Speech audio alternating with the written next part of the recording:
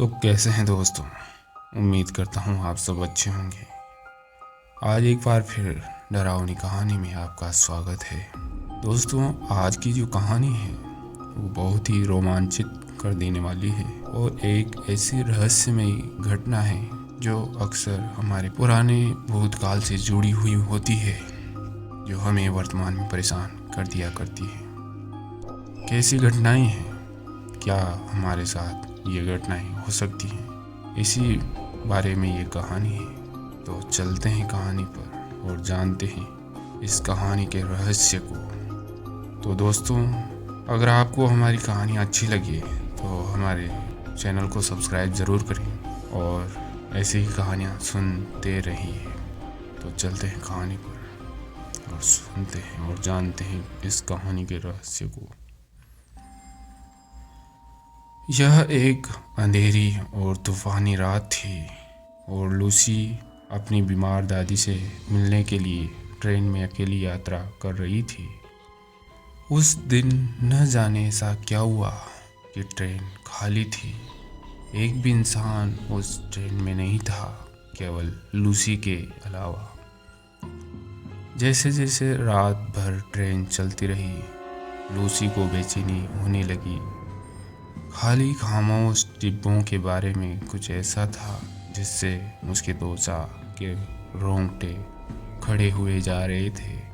वह जब अपनी बर्थ पर जाने के लिए तैयार हो रही थी, लूसी ने अपनी आंख के कोने में एक अजीब सी आकृति देखी। यह टोपी के साथ एक लंबी काली आकृति थी जिसने उसके चेहरे को ढक दिया था। ऐसा लग रहा था कि यह आकृति ट्रेन के गलियार से नीचे चल रही है। लूसी के डिब्बे के करीब और करीब आती जा रही थी और जैसे जैसे वो आकृति धीरे धीरे उसके डिब्बे के करीब आती जा रही थी, उसकी धड़कनें तेज हो रही थी।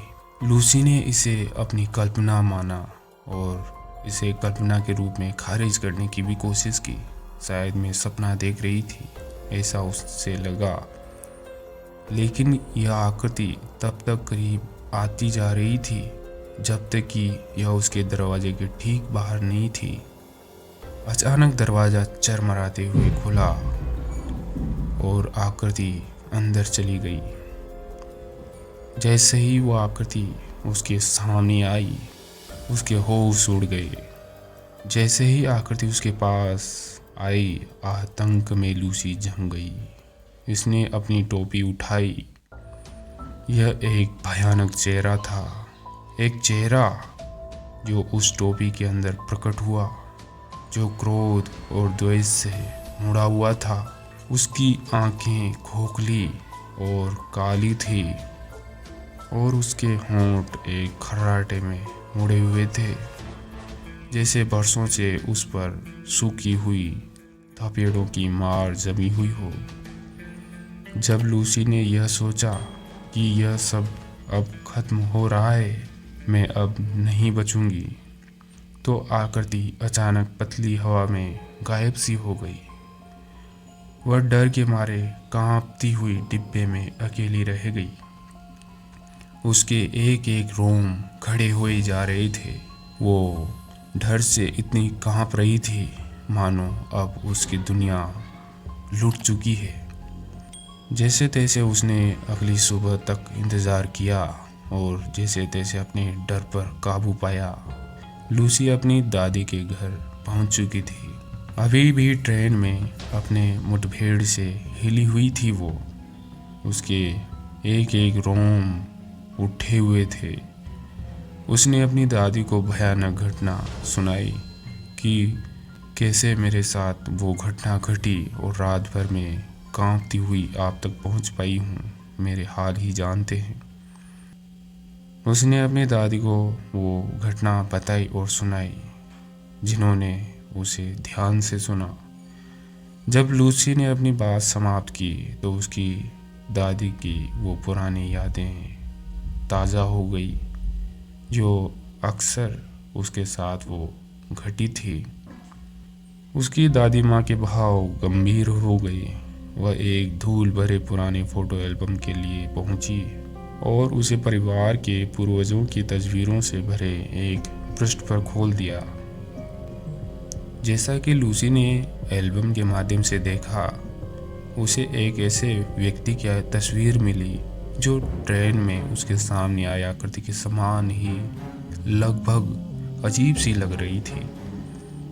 उसकी दादी ने समझाया कि तस्वीर में जो व्यक्ति है, तुम्हें मालूम है ये कौन है, कैसे तुम्हारी इनसे मुठभेड़ हुई और तुमसे ये क्या चाहते हैं। इसी राज के लिए तुम्हें ये बताना चाहते थे कि मैं कौन हूँ, तुम्हारा क्या लगता हूँ। इसी घटना से तुम्हें ये महसूस होगा कि वो तुम्हारे कौन थे। तो मैं बताती हूँ वो कौन थे। जो ट्रेन में उसके सामने आई आकृति के सामने अजीब लग रहा था। उसकी दादी ने समझाया कि तस्वीर में जो व्यक्ति हैं वह उसके परदादा थे, जिनकी कई साल पहले उसी ट्रेन में एक दुखद दुर्घटना में मृत्यु हो गई थी।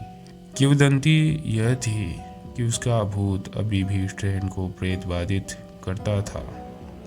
वो उस ट्रेन को छोड़ नहीं पा रहे थे क्योंकि उनकी आत्मा को उनसे मुक्ति नहीं मिल पाई थी। जिसने भी अपने रास्ते को पार करने की हिम्मत की, उससे बदला लेने की कोशिश उस रूह ने ज़रूर की है। लूसी कांप उठी, उसके रोम रोम खड़े हो गए जब उसने महसूस किया कि वह अपनी दादी के पूर्वज की तामसिक भावना के साथ आमने सामने आ गई थी। उस दिन के बाद से उसने फिर कभी ट्रेन में अकेले यात्रा नहीं की, क्योंकि उसे डर था कि कहीं फिर से उनकी रूह मेरे सामने आ न जाए। जैसे जैसे समय बीतता गया, लूसी ने ट्रेन में अपनी मुठभेड़ के बारे में भूलने की कोशिश भी की। वह अपने दैनिक जीवन के बारे में जानती थी, लेकिन वह इस भावना को कभी हिला नहीं पाई कि उसे देखा जा रहा है। एक दिन काम पर जाते समय लूसी को हवा में अचानक ठंडक महसूस हुई। वो चौंक गई, उसके रोम रोम खड़े हो गए। उसने पीछे मुड़कर जो देखा तो ट्रेन में वही आकृति उसके पीछे खड़ी थी। यह उसकी दादी के पूर्वज का भूत था और वो क्या चाहता था ये उसे भी पता नहीं था, और वह पहले से भी ज़्यादा भयानक लग रहा था। लूसी ने भागने की भी कोशिश की, लेकिन भूत ने उसका लगातार पीछा किया। वह उसकी बर्फीली सांस को अपनी गर्दन पर महसूस कर सकती थी, क्योंकि वह उसके अंदर बंद थी। जैसे ही उसने सोचा कि यह सब खत्म हो गया है, लोगों का एक समूह कहीं से भी दिखाई दिया, क्रोस और पवित्र जल से लैस। वे भूत शिकारी थे और तामसिक आत्मा को भगाने आए थे। भूत शिकारी जल्दी से काम पर लग गए, मंत्र पढ़ते थे और भूत पर पवित्र जल फेंक रहे थे। पहले तो ऐसा लगा कि उनका प्रयास व्यर्थ था, लेकिन फिर भूत फीका पड़ने लगा, अंत में ईथर में गायब हो गया। लूसी ने राहत की सांस ली, क्योंकि ये डर उसकी अंतरात्मा को झकझोर कर रख रहा था, क्योंकि उसे एहसास हुआ कि दुख स्वप्न आखिरकार खत्म हो गया है। उसने भूतों के शिकारियों को धन्यवाद दिया जो चर्च के सेवादार थे, और अपने रास्ते पर लूसी चली गई। वह हल्का और खुश महसूस कर रही थी, जितना कि वह हफ्तों में थी। उस दिन के बाद से लूसी जानती थी कि वह हमेशा सुरक्षित रहेगी, चाहे वह कहीं भी जाए। और जब भी वह यात्रा करती थी, वह अपने साथ एक क्रॉस और कुछ पवित्र जल लाना सुनिश्चित करती थी। बस मामले में वो ध्यान रखती थी। ऐसी घटनाएं अक्सर हमारे भूतकाल में घट जाया करती हैं, जो हमें वर्तमान में परेशान कर दिया करती हैं। तो दोस्तों, आपको ये कहानी कैसी लगी?